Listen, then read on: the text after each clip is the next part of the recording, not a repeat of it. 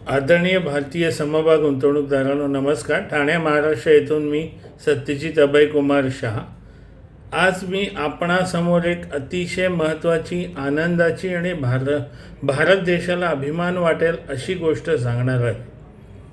आपणास माहीत असेल की गेले किती महिने FIIsनी सेलिंग सुरू केलं आहे भारतात. आता मी आज काहीतरी ऐकत होतं, माझं चुकू पण शकत असेल. 22 का 23,000 निफ्टी 50वरून FIIs हा माझा चुकली पण असेल ही आकडेवारी.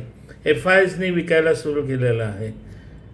काल FIIsनी बाय केलं, म्हणजे विकत घेतलं, परवा घेतलं, आज नाही घेतलं आहे, आज त्यांनी विकलं आहे. तर अजूनही त्यांनी नियमितपणे विकत घेत नाही आहेत. आणि आज आता निफ्टी हा 50 कितीला गेलं तुम्हाला माहिती आहे, 26च्या वर, म्हणजे अंदाजे 22 ते 26 4,000 पॉईंट्स निफ्टी 50 FIIs विकते. आणि सांगायला खरं अभिमान वाटतो की ही अशी स्थिती काही वर्षांपूर्वी असती ना, तर मार्केट वर जाण्यापेक्षा निफ्टी 50 नाही विकत घेताना त्यावेळेला मार्केट खाली गेलं असतं, आणि अतिशय खाली गेलं असतं. हे सगळं आज का होतं आहे?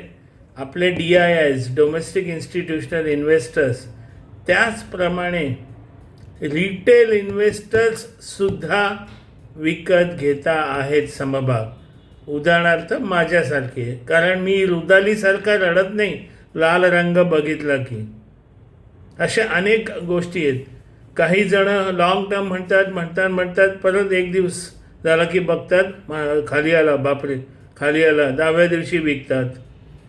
त्याच्यानंतर मोठे समभागाचा भाव जास्त असलेले घेत नाहीत. आता तुम्ही विचार करा, तुम्ही 2009ला 2,500चा घेतला असता का हो MRF?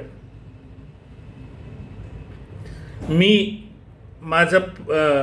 माझ्याकडे पैसे नसताना पण एक मोठी डेअरिंग केली. असो, तर आपण सगळे रिटेल इन्व्हेस्टर, तुमचे मी एक भारतीय समभाग गुंतवणूकदार म्हणून मनपूर्वक आभार मानतो की तुम्ही सुद्धा हे समभागात गुंतवणूक करणं चालू ठेवली. त्याचा हा परिणाम आहे. आज सगळं काय काय वर गेलं आहे. S&P BSE, Sensex, Nifty 50, mid cap Nifty आणि काय.